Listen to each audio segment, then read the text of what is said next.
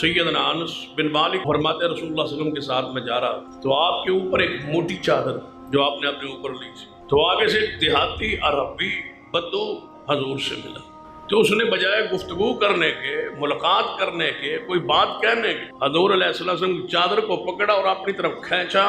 اور رسول اللہ کی گردن پر میں نے اس چادر کے نشانات پڑ کے دیکھے،